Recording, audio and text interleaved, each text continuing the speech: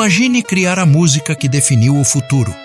Imagine ganhar o maior prêmio do cinema, ser procurado por Hollywood, pela indústria fonográfica e pelo mundo inteiro, e mesmo assim se recusar a aparecer. Vangelis não foi uma vítima do sistema. Ele foi algo muito mais raro e incômodo. Um artista que venceu o sistema e pagou o preço de fazer tudo à sua maneira. Não foi uma tragédia explosiva, não foi um escândalo de tabloide, não foi uma queda pública. Esta é a história de como um menino grego autodidata acabou escrevendo a trilha sonora da humanidade moderna, de corredores olímpicos a androides sonhando. E por que ele escolheu desaparecer do mundo muito antes de morrer?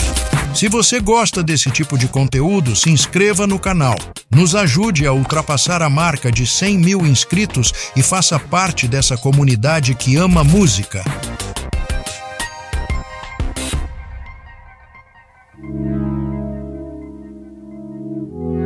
Evangelos Odisseias. Papathanassiou nasceu em 29 de março de 1943, em Ágria, um pequeno vilarejo costeiro na Grécia. Ele chegou ao mundo em plena Segunda Guerra Mundial. O mundo estava quebrado, marcado por bombas, escassez e o barulho ensurdecedor da sobrevivência. Mas enquanto tudo ao redor se rompia, o pequeno Vangelis escutava outra coisa. Desde muito cedo, sua mente não se agarrou ao caos, mas ao som. Aos 4 anos, ele já tocava piano. Não porque alguém o tivesse ensinado, mas porque ele precisava. Seus pais, percebendo o talento, tentaram inscrevê-lo em aulas formais de música. Foi um fracasso imediato. Vangelis se recusava a ler partituras, não por incapacidade, mas por convicção profunda. Décadas mais tarde, ele explicaria isso com uma frase que resume toda a sua vida: a música não se aprende, se lembra. Desde criança, ele desenvolveu uma ideia que jamais abandonaria. A música devia nascer do instante, não do papel. Improvisação, intuição, emoção pura. Esse rejeição à educação musical tradicional foi o primeiro conflito de muitos. Porque Vangelis não queria apenas evitar aprender o sistema, ele queria escapar dele. Durante os anos 60, a Grécia era um país culturalmente limitado, politicamente tenso e musicalmente conservador. Vangelis era um problema. Ele não se encaixava no pop, não se encaixava na música acadêmica e não se encaixava no rock tradicional. Ele era livre demais para rótulos. Ele começou a tocar em bandas locais, mas era algo que ainda não tinha nome. Em 1968, ele se juntou a Demis Roussos e Lucas Sideras para formar o Aphrodite's Child, uma banda que, sem saber, se tornaria uma anomalia histórica. A ditadura militar grega de 67 empurrou muitos artistas para o exílio e eles foram alguns deles. Primeiro chegaram a Paris, depois a Londres. Lá, Vangelis começou a absorver influências ocidentais de rock e jazz, enquanto desenvolvia um ouvido absolutamente pessoal. Mas esse exílio não foi apenas geográfico, foi existencial. O Aphrodite's Child alcançou fama internacional com canções como Rain and Tears, baladas melancólicas que trouxeram sucesso comercial e reconhecimento imediato. Mas Vangelis estava desconfortável. Enquanto o público via uma banda pop exótica, ele via limites. Enquanto as gravadoras queriam singles para o rádio, ele queria obras completas. Enquanto Demis Roussos se tornava uma estrela vocal, Vangelis afundava em ideias cada vez mais ambiciosas. O resultado dessa tensão foi o álbum 666, de 1972. Um álbum conceitual, experimental, escuro, inspirado no apocalipse bíblico. Era um disco adiantado ao seu tempo, incompreendido, caótico e visionário. Não foi apenas um disco, foi uma declaração. Não vou fazer o que esperam de mim? Foi também o começo do fim da banda. Demis escolheu o estrelato pop. Vangelis escolheu o isolamento. Não houve uma briga pública, Não houve declarações incendiárias, apenas uma decisão silenciosa. Nos anos 70, Londres era o epicentro do rock progressivo e do punk emergente. Mas Vangelis não se integrou a nenhuma cena. Ele montou seu próprio mundo, seu próprio estúdio, o Nemo Studios. Era um refúgio, um laboratório, um templo pessoal. Lá, ele começou a trabalhar sozinho. Não tinha produtores, não tinha executivos respirando no seu pescoço, não tinha partituras marcando o ritmo. Ele gravava tudo em tempo real. Uma tomada, um fluxo contínuo. Se falhasse, não corrigia. Voltava ao começo. Enquanto outros músicos se adaptavam à tecnologia, ele a humanizava. Esse método, quase espiritual, o afastava da indústria, mas o aproximava de algo maior. Ele começou a experimentar com sintetizadores não como máquinas frias, mas como extensões emocionais. Ele não os programava, ele os tocava como se respirassem. Em 1981, ocorreu o impensável. Um diretor britânico relativamente desconhecido, Hugh Hudson, pediu a ele para compor a música de um filme de época sobre corredores olímpicos, Carruagens de Fogo.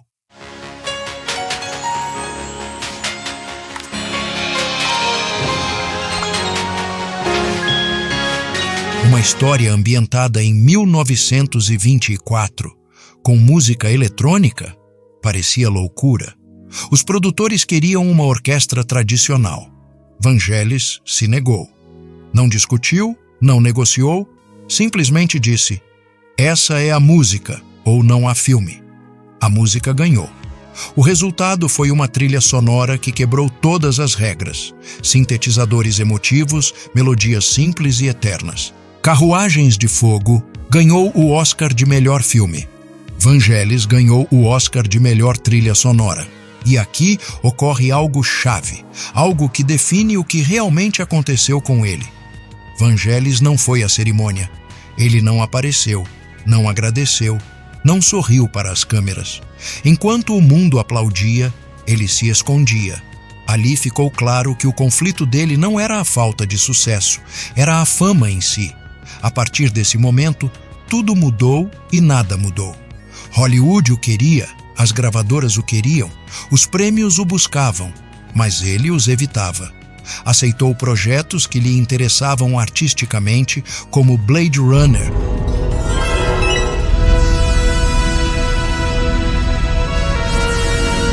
Recusou dezenas de outros que não lhe diziam nada. Não fazia turnês, não dava entrevistas extensas, não explicava sua música. Ele dizia que a música não devia ser explicada, devia ser sentida. Enquanto outros compositores se tornavam marcas, Vangelis se tornava uma ausência, e essa ausência não foi casual. Em 1982, chegou Blade Runner, um filme incompreendido em sua estreia, escuro, lento, filosófico. A música de Vangelis não acompanhava as cenas, ela definia as atmosferas. Solidão, identidade, humanidade artificial. Vangelis não compôs música para acompanhar imagens. Ele compôs uma identidade sonora completa. Neon, chuva, melancolia. Uma trilha sonora que parecia vir do futuro e do passado ao mesmo tempo. Essa música não buscava agradar, buscava existir. Durante anos, a indústria quis explorar esse legado, lançar discos, fazer remixes. Vangelis resistiu. Ele não queria converter sua obra em nostalgia vendável. Não queria se repetir. Não queria se explicar. Cada silêncio seu era uma forma de controle. Por quê? Porque ele não acreditava na nostalgia como negócio. Porque para ele, a música tinha um tempo, um contexto e um sentido. Quando finalmente autorizou versões oficiais, fez sob suas próprias regras, sem marketing excessivo. Durante os anos 90 e 2000, Vangelis começou a se retirar lentamente do foco público. Ele seguia compondo, seguia criando, mas cada vez de um espaço mais fechado.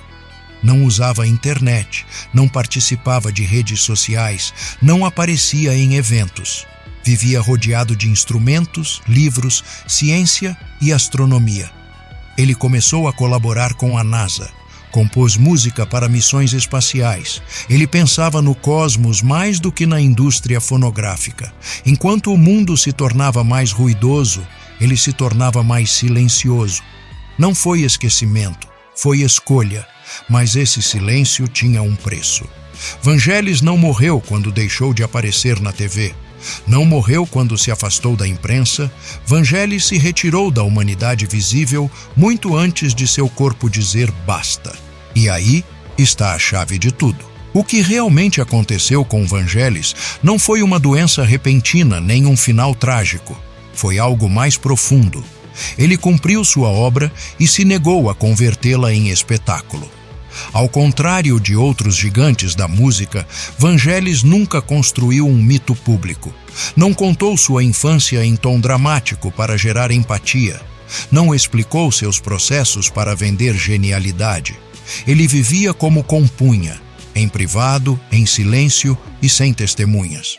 Enquanto o mundo celebrava o gênio do sintetizador, ele insistia que não existia tal coisa como gênio. A música já existe, dizia ele. Nós apenas a deixamos passar. Esse pensamento o foi isolando cada vez mais. Não por soberba, mas por coerência. Em seus últimos anos criativos, Vangelis deixou de olhar para a indústria musical e começou a olhar para o céu. Colaborou com cientistas, compôs inspirado em Marte, na exploração humana além da Terra. Não buscava fama, buscava transcendência. Enquanto o pop se consumia a si mesmo, Vangelis compunha para o que não tem público imediato, o universo. E isso o tornou definitivamente invisível para o grande mercado. Com os anos, Vangelis foi desaparecendo. Não dava entrevistas, não fazia turnês. Ele se refugiou na ideia do infinito. Vangelis sempre foi extremamente reservado com sua vida pessoal e sua saúde não foi exceção. Durante anos, circularam rumores, nenhum confirmado por ele. Nunca quis converter seu corpo em notícia. Nunca permitiu que sua fragilidade se transformasse em relato. A única coisa que se soube com certeza é que, no final, sua saúde era delicada. Mas, mesmo então, ele seguiu compondo enquanto pôde. Sem anúncios, sem despedidas, até que um dia simplesmente deixou de estar. Vangelis morreu em 17 de maio de 2022 em Paris, aos 79 anos. Não houve escândalo, não houve circo midiático, não houve exposição desnecessária. Seu funeral foi íntimo, discreto, grego, como ele.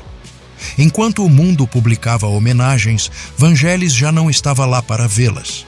E isso era exatamente o que ele queria. A verdade é incômoda. Vangelis não foi destruído pela indústria, ele foi um dos poucos que a venceu. Agora é com você. Qual foi a primeira música do Vangelis que você ouviu na vida? Deixe aqui nos comentários. Se inscreva no canal. É um simples gesto de agradecimento ao nosso conteúdo. Fazendo esta ação gratuita, você contribui muito para que o canal continue produzindo conteúdos para você. Se você quer ajudar ainda mais, compartilhe este vídeo no WhatsApp daquela pessoa que com certeza vai gostar de conhecer mais sobre este artista incrível. Obrigado por assistir e até o próximo vídeo.